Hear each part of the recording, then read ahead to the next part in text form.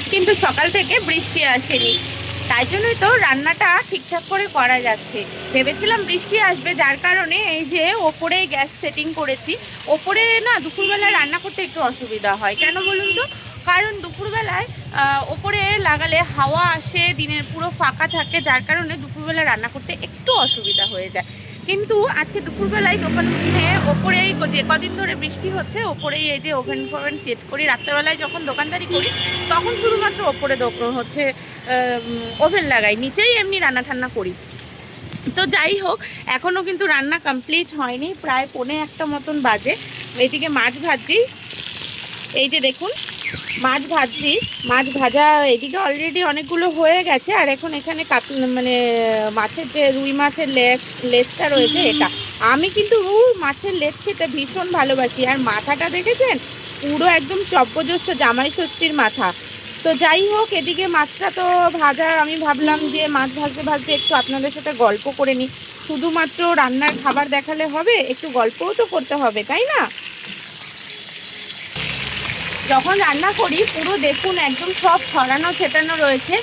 ওপরে রান্না করলে সব রান্না নিয়ে নিয়ে হচ্ছে টেবিলে সব সেটিং করি, আর এখানে ওপরে রান্না করি। আর যখন নিচে রান্না করি, এই নিচখানে একটু দেখিয়ে দিই, এই নিচটায় ওভেন সেট করি, তখন কি করি সব কিছু এই টেবিলের মধ্যে রেখে দিই। এখন সব ছড়ানো ছিটানো রয়েছে, রান্নাটা হয়ে গেলেই সব কিছু একদম গুছিয়ে দেবো। সমীর একদমই পছন্দ করে না পুরো ছড়ানো ছেটানো জিনিসপত্র, প্রচণ্ড মুখ করে, একদম বেশি ছড়ানো ছেটানো পছন্দই করে না। কেন সান্ত্বনাকে কেন ফোন করবো? দরকার আছে কথা বলার, সান্ত্বনার নাম্বার আমার কাছে সেভ করা নেই। সান্ত্বনা বৌদি ফোন করে, তারপরে আমি গিয়ে রুটি পাঠাই, বুঝলা?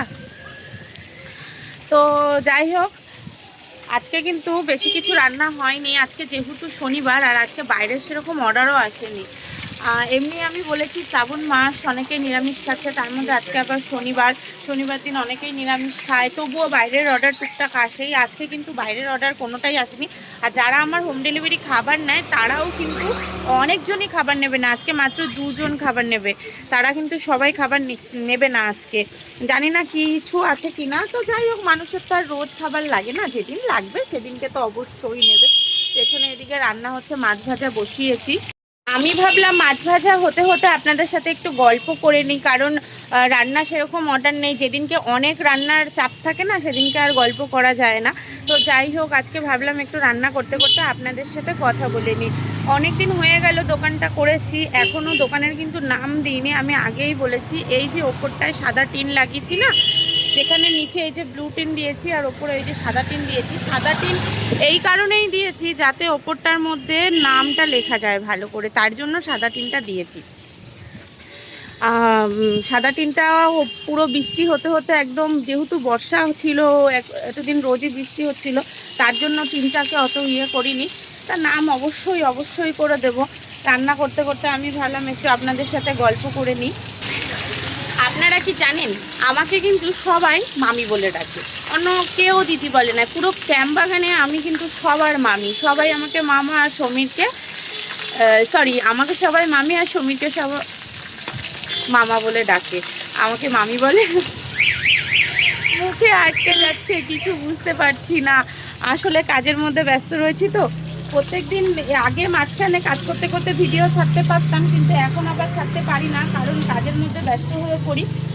অনেকটাই রান্না থাকে, আর বুঝতেই পারেন একটা চ্যালেঞ্জের ব্যাপার। 11টার মধ্যে এসে দোকানে, তারপরে দেখুন মাছের মাথাটা একদম গোটা মাছের মাথা, খেতে যা লাগে না, অনেকেই ভালোবাসে।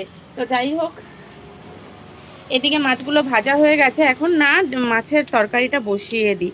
ওখানে আলু রয়েছে, আলুটাকে নিয়ে আসি। এই যে আলু ছাড়া কিন্তু মাছের ঝোল একদমই ভালো লাগে না। আপনাদের কি মত বলুন তো? এই মাছের তেলের মধ্যেই মাছ ভেজেছি, সেই তেলের মধ্যেই আমি এই আলুগুলোকে ছেড়ে দিই। অনেকটাই তেল রয়েছে, কড়াইটা অনেক বড়, তো এই কড়াইটার মধ্যে কিন্তু 5 কেজিরও বেশি মাংস এঁটে যায়। আমার যখন অনেকটা মাংসের অর্ডার থাকে রান্না করা, আমি কিন্তু এই কড়াইটার মধ্যেই রান্না করি, হয়েও যায়। এখন আলুটা এই যে একটু ভেজে নিই, আর আমি হাই ফ্লেমে দিয়ে দিই, তাতে কি হয় তাড়াতাড়ি সুন্দর লাল হয়ে যায়, বড় কড়াইয়ে সুন্দর ভালো আজে রান্না হয়ে যায়।